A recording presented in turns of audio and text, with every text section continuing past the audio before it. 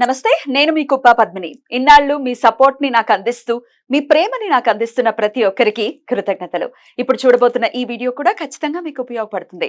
Like, share and subscribe చేసి మీ ఇష్టాన్ని అలాగే మీ సపోర్ట్ ని నాకు అందించండి. అలాగే ఈ వీడియో పట్ల మీ అభిప్రాయాన్ని కమెంట్ సెక్షన్ లో కమెంట్ చేసి నాకు తెలియజేయండి. నమస్తే.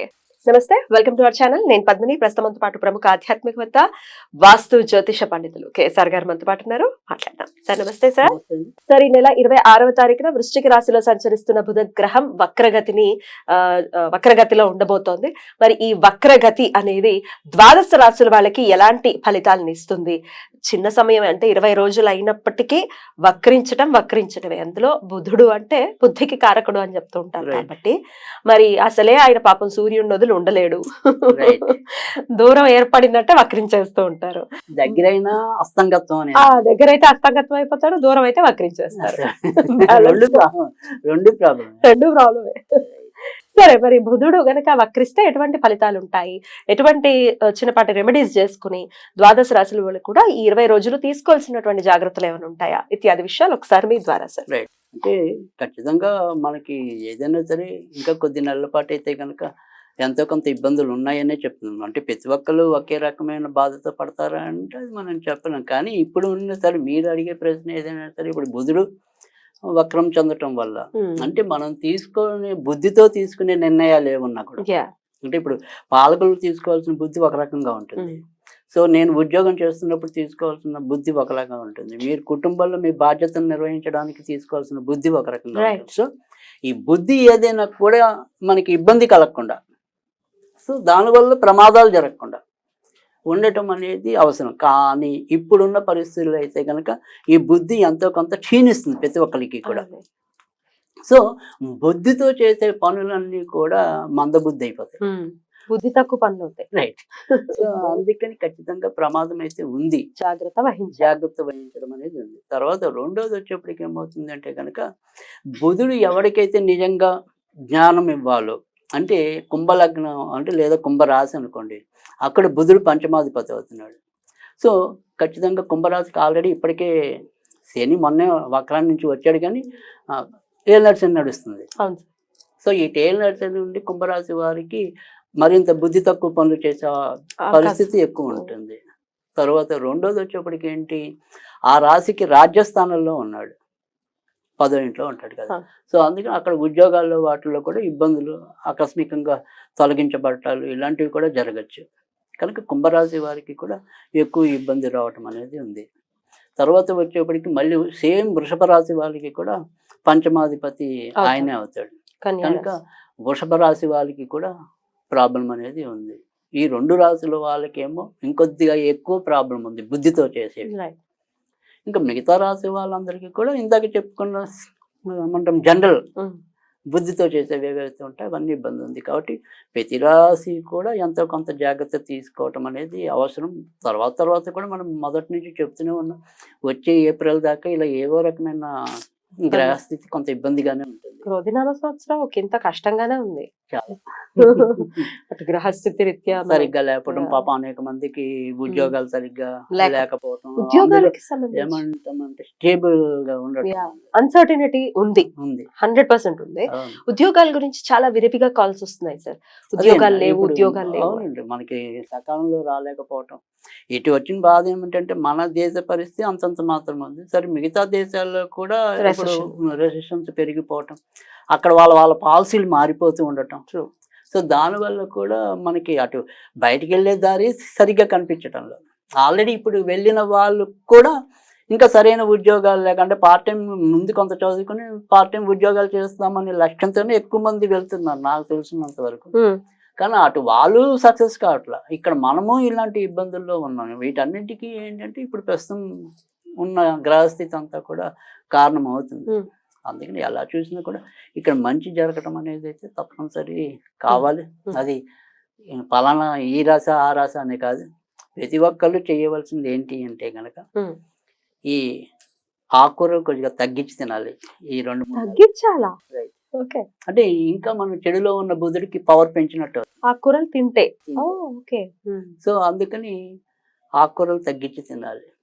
కానీ ఎవరు తినొచ్చు అంటే కనుక కేవలం కుంభరాశి వృషభ రాశి వాళ్ళు మాత్రమే తినాలి. వాళ్ళు తినొచ్చు. అదేంటి సార్ వాళ్ళకి ఇంకా ఇబ్బంది అంటే వాళ్ళకి బుధుడు బేసిక్ గా మంచివాడు కదా, సో అది అందుకని వాళ్ళు తినాలి. సో అందుకని వాళ్ళు మటుకు తినొచ్చు అంతవరకే. మిగతా వాళ్ళు సాధ్యమైనంత వరకు కూడా ఆకుకూరలు తగ్గించి తినటం అనేది మంచిది. ఇంకా ఎవరికైతే పావురాలు వస్తాయో వాళ్ళు ఈ పెసలు ఈ పావురాలకి వేస్తూ ఉన్నా కూడా మనం బుధుడి యొక్క ఇంపాక్ట్ ని తగ్గించుకోవడానికి ఉంటుంది. ఎవరికి రావట్లేదు, అందరికీ వచ్చేస్తున్నాయి, అందుకే తెరలు కట్టేస్తున్నారు. అంటే మనకి వస్తాయి, మరి మిగతా వాళ్ళకి కొంత ప్రాంతాల్లో ఉండే వాళ్ళకి. అవునవును, హైదరాబాద్ లో అయితే చాలా ఎక్కువ. అక్కడ పడితే అక్కడ ఉంటాయి, ఆ బాధ లేదు. సో అలాంటి వాళ్ళకి దగ్గర ఏ పక్షులు వస్తే ఆ పక్షులకి పెసలు నానబెట్టిన పెసలు అవి వేయటం వల్ల కూడా బుధుడు సంతృప్తి చెందడం అనేది ఉంటుంది. ఇక బాగా అందరికీ కామన్ గా అంటే నేను ఒకవేళ ఇన్ కేస్ వేరే మతాల వాళ్ళ కోసం ఈ పనికి వస్తాయి, అంటే మనం ఏమి దేవుడితో సంబంధం లేకుండా మనం చెప్పాము. సో ఆ రెండు వాళ్ళు చేయండి, అన్ని రకాల మతాల వాళ్ళు. కేవలం ఒక హిందూ మతం వాళ్ళు అయితే గనక ఈ మంగళవారం కాకుండా కంపల్సరీ బుధవారం నాడు వినాయకుడిని పూజించండి. గరిక దొరికే వాళ్ళు గరిక పెట్టండి వినాయకుడి దగ్గర. ఆ గరికతో పూజ అంతా అవసరం లేదు, జస్ట్ వినాయకుడికి మనం ఒక తీపి పదార్థం నివేదన ఎలా చేస్తాం ఆయన దగ్గర ఒక గరిక పెట్టండి అంతే, ఆయన పాదాల దగ్గర. అంతకంటే ఏమి చేయక్కల ఈ 20 రోజులు ఈ 20 రోజులు కూడా. ఇక్కడ వాళ్ళు ఏదైనా సరే ఒక మంత్రం లాంటిది చదువుదాము అనుకుంటే గనక ఓం ఓం గం సౌమ్య గణపతియే నమః, ఓం గం సౌమ్య గణపతియే నమః. ఈ సౌమ్య అనేది ఏంటంటే ఇక్కడ సౌమ్య గణపతి అనేప్పటికీ ఏంటి అంటే కనుక మనకి ఏదైనా సరే సౌమ్యంగా అన్ని పనులు అనేది దానికోసమని. కానీ బుధుడి యొక్క ఇంకొక నామం సౌమ్యుడు, అందుకని మనం సౌమ్యవాసరి అంటాం బుధవారాన్ని. అవును, సంస్కృతంలో అదే వస్తుంది, పూజలు చేసేటప్పుడు మనం సౌమ్యవాసరి. సో అందుకని ఆ సౌమ్య గణపతి ఏ నమ అనేది చదువుకుంటే ఇప్పుడు బుధుడు వల్ల వచ్చే అరిష్టాలన్నీ కూడా తొలగించబడతాయి. అంతే, చాలా తేలిగ్గా ఆ రకంగా చేసుకుంటూ వెళ్ళటం. బుధుడు ఒకవేళ ఎవరి జాతకంలోనైనా నీచపడి ఉన్నాడు లేదా ఉచ్చ స్థితిని పొందారు, ఎట్లాంటి రిజల్ట్స్ ఇస్తాడు సార్? అంటే అది ఏదైనప్పుడు ఒక రాశి బట్టి మనం ఎక్కువగా చెప్పడానికి అయితే ఉంటాయి. అంటే ఇప్పుడు ఏమంటాం, మనకి కొన్నిటికి ఉపయోగం ఉండదు అనుకోండి. సపోజ్ వృశ్చిక రాశి ఉంది అనుకోండి, ఈ వృశ్చిక రాశికి బుధుడితో ప్రమాదం ఉంది, అనారోగ్యాలు వచ్చే అవకాశాలు కూడా. ఆయన నీచం ఉంటే మంచిది. ఆయన నీచుంటే మంచిదా? అంటే మేలు చేసే వాళ్ళకి ఊచలో ఉండాలి, మనకి చెడు చేసే నీచులో ఉండాలి. అంటే వాళ్ళ బలం తక్కువ ఉండాలి కదా, తక్కువ బలం ఉంటుంది.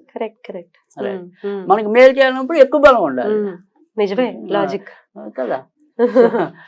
మనం దుర్మార్గుడు అయినప్పుడు వాడి బలం తక్కువ ఉంటే మనం బతుకుతాం. సో వాడు మనకి బాగా ఆప్తమిత్రుడు అనుకోండి, ఆయన బలం ఉంటేనే మనకి మరింత బలం ఉంటుంది.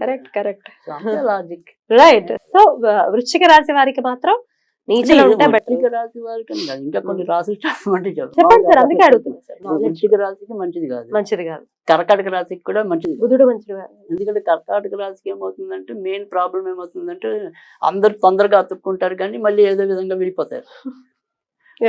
అది ఎందుకని అంటే ఇక్కడ ఈయన తృతీయ వ్యయాధిపతి అవుతాడు కదా. సో అందుకని ఇక్కడ మనకి రిలేషన్స్ అండ్ కమ్యూనికేషన్ దగ్గర ఒకసారి మనం ఎమోషన్, సడన్ ఎమోషన్తో ఇబ్బందులు తెచ్చుకోవటం. తర్వాత రెండోది వచ్చేప్పటికి చిన్న చిన్న ప్రమాదాలు, అంటే చిన్న చిన్న ప్రయాణాల్లో నష్టాలు.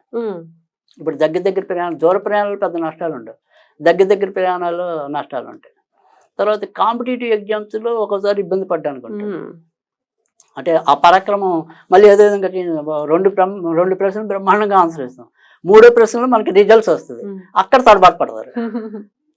సో అది అందుకని అలాంటి అంటే మిగతా గ్రహస్థితి మీద కూడా ఆధారపడుతుంది. బట్ బేసిక్ మనం మాట్లాడుకుంటాం. అంటే ఇప్పుడు నేను ఎందుకంటే బేసిక్ అనకపోతే ఈయన ఎక్కడ జ్యోతిషం తప్పు చెప్తున్నాడు, నాకు బుధుడు బ్రహ్మాండంగా ఉన్నాడు తృతీయ అది అంటే అది కొన్ని మిగతా నేను చూడాల్సి వస్తుంది. శుభగ్రహ దృష్టి ఉంది రకరకాల. బట్ మనం ఇప్పుడు మాట్లాడుకుంటుంది కేవలం జనరల్ అనుకో అంతవరకు. సో అలా కర్కాటక రాశికి కూడా సాధారణంగా బుధుడు మంచి పరిస్థితి చేసేది ఉండదు. తర్వాత బాగా ఇబ్బంది పెట్టేది మేష రాశిని కూడా. మేషరాశిని కుజుడితో పడని ఖచ్చితంగా, ఎందుకంటే 6వ ఇంటి వాడు అవుతాడు జనరల్ గా. 6వ ఇంటి వాడు అవుతాడు కాబట్టి రోగాలు బుధుడికి సంబంధించి వస్తాయి, చర్మానికి సంబంధించినవి కానీ మెదడుకి సంబంధించినవి కానీ.